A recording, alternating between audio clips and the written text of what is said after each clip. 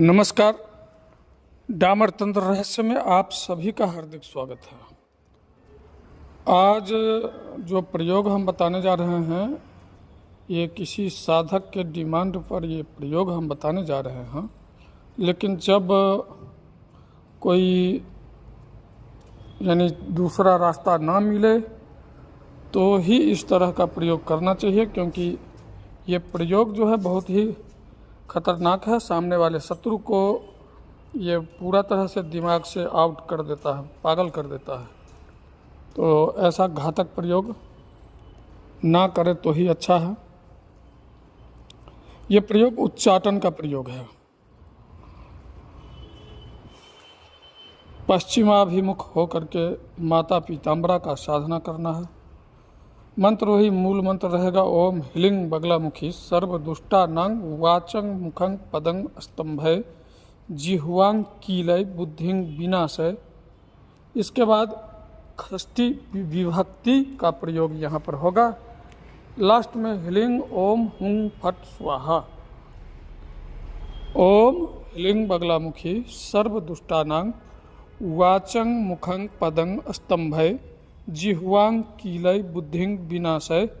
यहाँ पर षष्ठी विभक्ति का प्रयोग होगा। इसके बाद लास्ट में ह्लीं ओम हुं फट स्वाहा। जाप जो करना है पश्चिमाभिमुख होकर के करना है। समय रहेगा इसका रात के 10 बजे के बाद।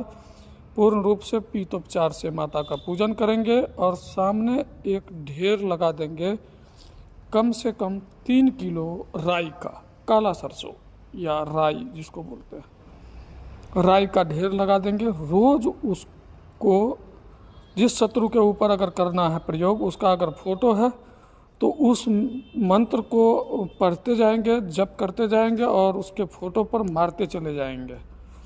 राई एक एक चुटकी उठा करके जहाँ स्वाहा हो पटाख से राई का प्रयोग कर देना है। इस तरह से इसका प्रयोग लगातार 21 दिन चलेगा।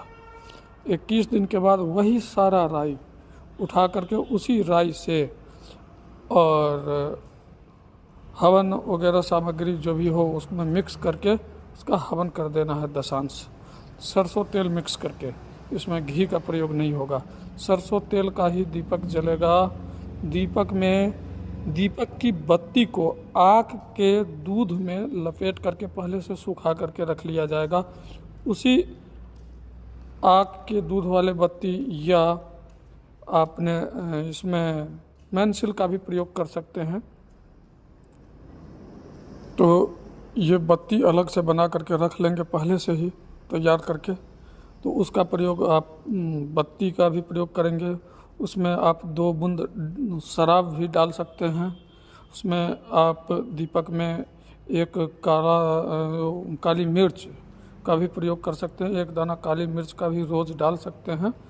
जो शत्रुनाश का ही प्रयोग होगा, उच्चाटन का ही प्रयोग होगा, तो इसमें शत्रुनाश का भी आइटम ये सारे कुछ मिला सकते हैं, मिक्स कर सकते हैं, डाल सकते हैं।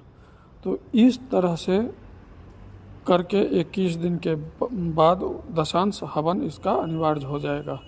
दशांश हवन के बाद 14 नींबू का बलि, और बलि के उपरांत 3 नींबू तो निश्चित रूप से काट करके हवन के चारों ओर निचोड़ेंगे। हवन में नहीं फेंकना है, चारों ओर निचोड़ना है उसको। और माता से यह प्रार्थना करना है कि शत्रु का उच्चाटन कर दिया जाए।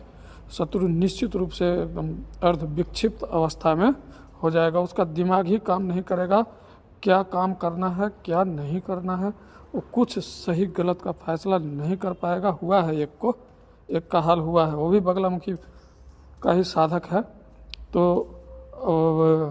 साधक तो है, लेकिन फिर उसके ऊपर ज़्यादा हम नहीं कुछ बोलेंगे, नहीं तो फिर कहेगा हमारे लिए बोल रहे हैं, अरे बाप रे बाप। तो हम तो बोले हैं कि हमारे चैनल से दूर चले जाओ, भागो यहाँ से, लेकिन भागेगी नहीं ना। हम समझ रहे हैं वो नहीं भागने वाली है, हरामखोर है। तो इस तरह का ये प्रयोग जो है जब ज़्यादा ज़रूरत पड़े तो करें। और अगर शत्रु को घर से ही बिल्कुल भगाना चाहते हैं तो इस प्रयोग को लगातार 3 बार करें 21 दिन का। फिर देखो तमाशा कैसे भागता है।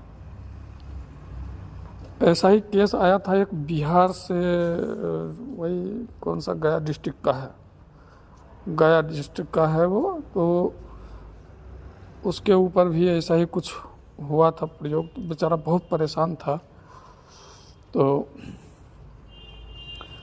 उसको हालांकि अभी शांत कर दिया गया है, अब स्थिर हो गया है।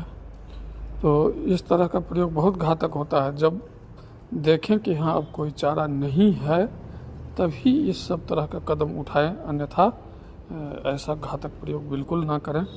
कर्म निश्चित रूप से वापस आता है, आप या हम जो भी करते हैं तो वो निश्चित रूप से आता है, इसलिए गलत काम तो बिल्कुल ना करें।